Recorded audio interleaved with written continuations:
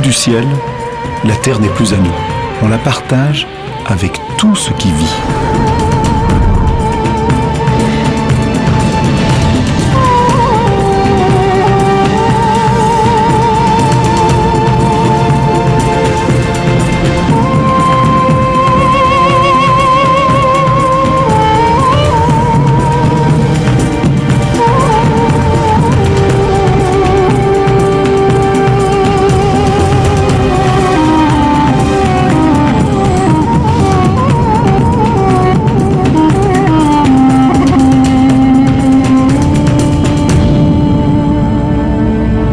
Tout est vivant et tout est lié. Mais pourquoi cette émission? Parce qu'en 30 ans, nous avons perdu près de 30% de tout ce qui vit sur Terre. Il est urgent de réagir.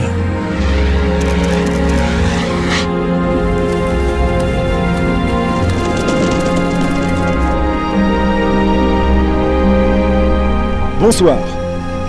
Je suis vraiment très heureux de partager avec vous cette émission, ici au Kenya.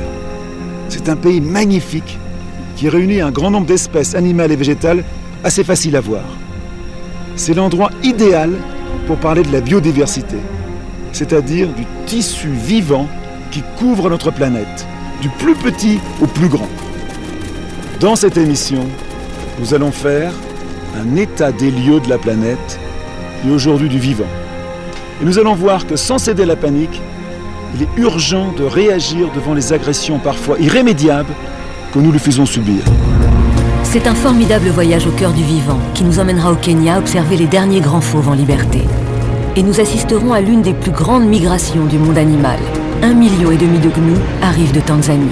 En traversant la rivière, ils laissent derrière eux des milliers de cadavres. Cohabiter avec la nature sauvage. Pas facile quand des troupeaux d'éléphants viennent dévaster les plantations. Cohabiter. En République démocratique du Congo, on a décimé 30 000 hippopotames. Et c'est l'homme qui en fait les frais. Merde. C'est pas possible ça. Au Brésil, la menace plane sur les marais du Pantanal. Des hommes et des femmes font ce qu'ils peuvent, avec les moyens du bord, pour préserver ce paradis de biodiversité. Déforestation. En Tasmanie, au sud de l'Australie, elle se pratique au napalm. Ils détruisent tout, et ça, ils ne veulent surtout pas le montrer aux touristes. Pourtant, en Chine, la médecine moderne vient de découvrir qu'une plante guérit le paludisme.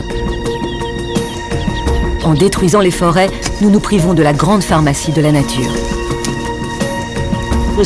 Je vous le dis, les plantes sont largement bénéfiques pour la santé des hommes. Quand l'homme joue aux apprentis sorciers, il suffit d'un rien, l'introduction d'un poisson un peu trop vorace pour créer un déséquilibre dévastateur dans le lac Victoria, le plus grand lac d'Afrique. Quant au Kilimandjaro, son glacier est en train de fondre, une conséquence directe du changement climatique. Le dégel de la banquise bouleverse la vie quotidienne des Inuits et annonce la probable disparition du maître des glaces, l'ours blanc. Vous voyez, les problèmes sont aussi complexes que la Terre est vaste.